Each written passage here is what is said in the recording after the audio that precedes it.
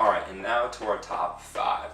These top 5 movies, again, it's just our opinion, but we're going to obviously give the reason we like it and dislike it.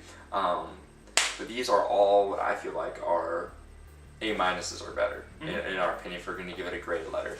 And so for my number 5, I give it to The Hobbit. I just saw it, I've seen it 3 times. I saw it by myself, went and saw it with some friends, and then I went and saw it with my lady. So I thought it was good enough to see 3 times. I got through it each time. Big thing, let's get the bad out of the way. You have to approach this, I feel like, not like The Lord of the Rings.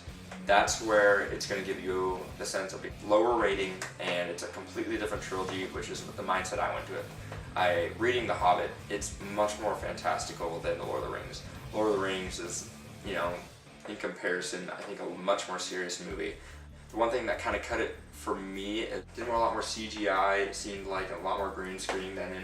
Yep. I'm from New Zealand, so I want to see New Zealand, and they did a lot more of just patching than where in the old Lord of the Rings they had to... There were actually people in costume instead of just CGI characters. Exactly. And before you move on, this is one I really disagree with you on. I love The Lord of the Rings. I haven't loved any of the Hobbit movies, but I did like the second one the most. The first one I thought was alright. I thought this was the worst of the 3. I thought there was way too much CGI. I didn't care about what was happening. And I just ended up getting very pissed off at some of the cheesiness. That being said, the last scene is brilliant. And it made me go home and watch The Fellowship of the Ring, which ultimately that's what it is trying to do. So, whatever, or floats your boat, right? 4th, X-Men. This is unlike any X-Men where I've seen where I felt it.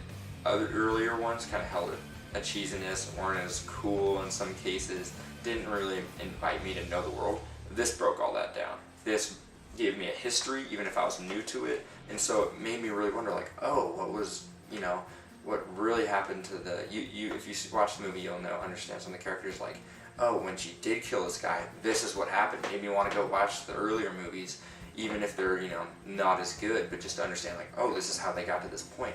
I thought the effects were pretty good. Not as good as some other movies, but good, and it kept the movie flowing, and so I'm really excited about this X-Men. It's now become a serious order. I'm excited to see the next, and it's made me interested in the past, which I think for Fox, this is great because this is going to make, newer viewers and even older viewers, I feel like, go back and rewatch, and that just means more money for them. So, good on them. Number 3. Number 3 was Nightcrawler for me. I loved it. I really have been enjoying Jake Gyllenhaal. Maybe he's like our 3rd Musketeer. I don't know. I definitely like darker films, and he is this great character, and I like seeing his growth. Jake Gyllenhaal's continuing, as it sounds like, this like darker roles, which I like. I mean, since Donnie Darko, he's just kept this cool dark vibe. I mean, let's toss out Brokeback Mountain for a second and just the Prince of Persia. And Prince of Persia. He's had his letdowns. He's continuing this dark role, which I like because he's a likable guy.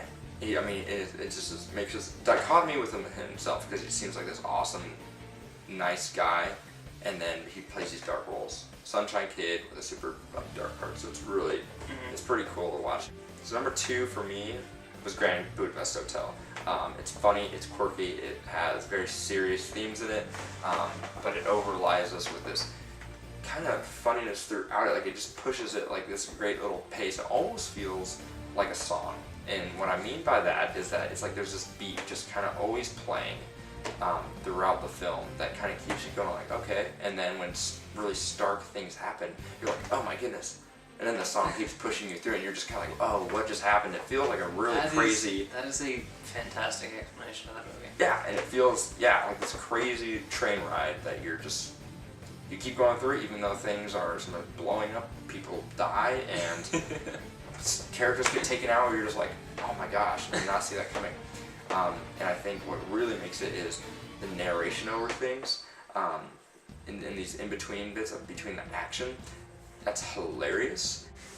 Now, starting off with my number 5 was X-Men Days of Future Past. And I thought X-Men was fantastic. I think this is my favorite X-Men that they've done so far. I really loved First Class, and I really like X-Men 2, the original X-Men, the other 2, not so much. I think this was the best one that has been done so far. It's done by Bryan Singer, who of course did the first two X-Men and did The Usual Suspects, one of my favorite movies of all time. And I really thought that this movie was just fantastic. It was very entertaining, the visuals were great, and it was just awesome to see this old cast combined with the new cast. I think that this movie, especially the scene with Quicksilver, is just awesome throughout the entire thing. It's a just non-stop thrill ride with just entertaining bits throughout, but also a great story. I mean, it's a great summer movie, but not only that, it's just a great movie, period. And it's a movie that if you have not seen, well, you need to, because it was really worth the watch. Number 4 for me is the Grand Budapest Hotel. Grand Budapest, I thought, was absolutely fantastic film. Even just thinking about it brings a smile to my face because it was so funny, it was so kooky, and just, I think Wes Anderson, he's a very, interesting filmmaker who has his own style, and I just love seeing his movies because they're so original, and I really think that's what's missing in today's film industry is originality, and he brings that to the table, and it's fantastic. I think this is probably his best movie he's made so far, and I really hope that it gets some Oscar nominations because it really deserves it. Moving on to number 3 was one of my most anticipated movies for the entire year. That is one of them sitting right behind us, right behind me here, Gone Girl. Gone Girl is one of those few movies that I like so much that it makes me want to read the book. That has only ever happened one time before for me, and that was when I watched Game of Thrones and then read the books because I liked it so much. No, I read the books before I saw the movies for Harry Potter. I really thought that movie was very well done and just very interesting and had me at the edge of my seat the entire time. David Fincher is such a great filmmaker. Just, I will see anything that David Fincher does, and this is one of his best. Right outside his top few movies, it's behind Fight Club and Seven, obviously, because it was some of the greatest all time, but I think ahead of Zodiac and some of the others. And number 2 was that movie that going into this year was my most anticipated movie of the year. I just could not wait to see it, and it's a little controversial for one reason, and one reason being that somehow, some way, a lot of people didn't like this movie. How? I don't know, but it's Interstellar, and I thought Interstellar was awesome, and I was so anticipated for it, so excited for it, and didn't let me down one bit. It was entertaining throughout. The ending, granted, is not perfect, but the first 3/4 of this movie is the closest thing to perfection I've ever seen in a movie. And I was completely stunned throughout. I could not talk or say anything. I was just completely blown away. And I think Christopher Nolan is an amazing filmmaker. I love every single movie he's ever done, and this is one of his best. We've given our 10 through 2, and it's time to present our number 1s now. So Jake, what is your favorite movie of 2014? So my number 1 was Interstellar. It's so great that you want to understand it, and when you're like, no, stop, it's gonna blow my mind, and you try to back up, it shoots you in the face with awesome. And mind-blowing. It made me want to go look up the science behind it. Yeah, and the science is actually pretty dang true. Pretty accurate. Yeah. What I was hearing. 90% of it. I'm a mechanical engineer, so some of it I was like, that probably can't happen, that probably can't. But the possibility of it being there, and the fact that, this isn't too far off of where we're at right now was awesome. Matthew McConaughey was this tough, gritty, brilliant dude that, he heard about his family so much, but knew his duty in life.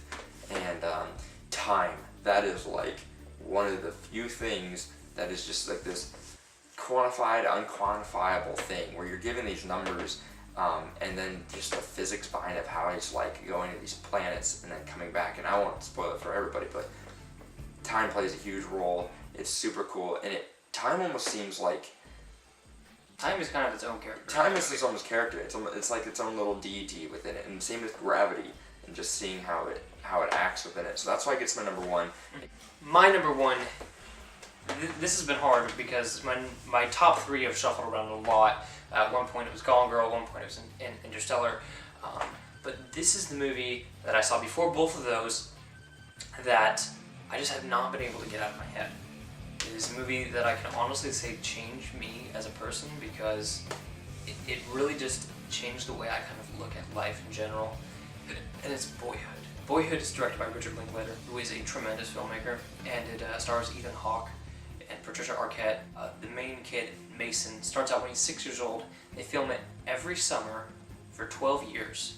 So you see the kid age from 6 to 18, which is a remarkable achievement in filmmaking. And it is just amazing, and it's just really brought back home so many things to me because, I mean, I am pretty much the same age as this kid. Because he was 18 at the time that I was 19, but pretty much the same thing. It's like a trip down memory lane, seeing these things that used to be popular back then, and it's a movie that almost brings you to tears at some point, and a movie that brings you to cheering, and it just says so many deep things about life without even having a grand overarching story about it, just telling a simple story about growing up and how it's not as amazing as everybody thinks it is, that life is just a series of moments and milestones that we chase after one after the next. This is something I've been actually wanting to see. He actually told me, he gave me Mud. If you haven't seen Mud, go watch it. It's a great thing. Mm-hmm. This also feels like how he's explained it adds on to that even more. Yeah. Well, no, Mud, I think Mud is a better movie, but this is kind of a better experience, if that makes sense. Where Boyhood will feel like more of a complete, lifespan, where but then again, I'm guessing in Boyhood there could have been scenes where it was like, maybe I could have divulged a little more into that. Oh yeah, there was some times where it's like, oh, now we're jumping to the next year, I'm kind of upset about that. Overall, when it ended, it was like every single year, it's like, oh, I remember that. I remember that. I mean, the kid, he wasn't much like me at all, to be honest with you, but a couple moments that really made me happy. One was where he's getting read Harry Potter when he was a kid by his mom, so that was something that happened to me too. Same thing. And another one where him and his dad go camping together and they talk about Star Wars and whether they would ever make another Star Wars movie. Spoiler alert, there is. Yeah.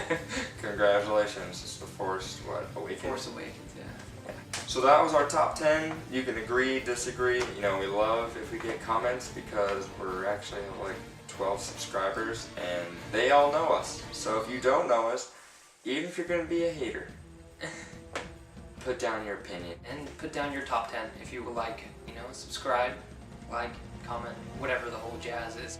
Thank you so much for watching, and stay tuned next time. We hope to have another video up before 6 months.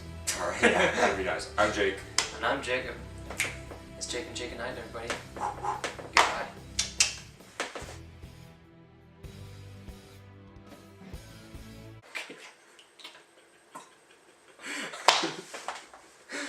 Please edit that in.